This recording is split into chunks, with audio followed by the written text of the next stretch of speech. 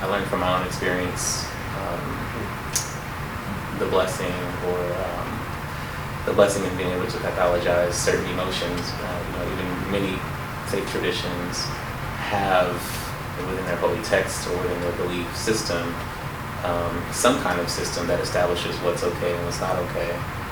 In my recent experience, I'd say I've been in like 2 years of real recovery, and at the beginning of that, I learned that I'm a Christian, and I discovered, okay, well, I believe from what I read, Jesus puts a higher price on the emotion of anger than murder, the act of murder itself.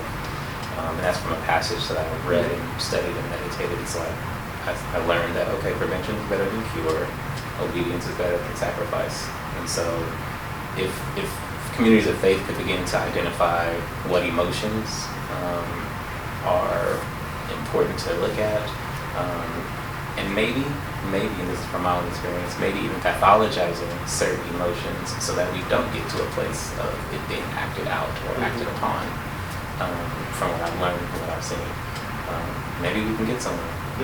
So really dealing with the hard issues is what I hear you saying. Yeah. Is that correct? Yeah, I'd say so. And just being able to identify is also what when you talk about pathologize. What I hear from that is that if we can't identify and classify, it remains nebulous, and then it's out there in such a manner that we cannot get at the problem. Is what I hear you saying. Sure. Yeah.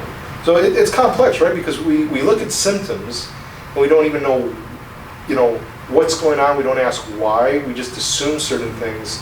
And we might be assuming very wrongly with how people are behaving, like even what's going on in their hearts. We have to create relationships, right? And that means move beyond the violence that is involved with stigmatization, yes, and have a war on stigma. I like that language. Yeah.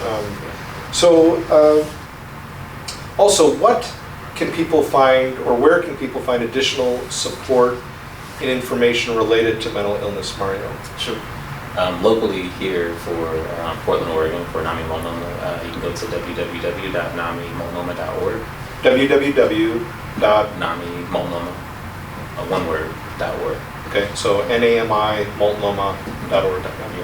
And nationally, NAMI has a site that can provide you with tons of literature, tons of information, even online support groups, and that's at www.nami.org. Okay. NAMI.org. Yeah, NAMI.org. So great. Any other thoughts that you would wish to share with us, such as upcoming events that you're doing in the area?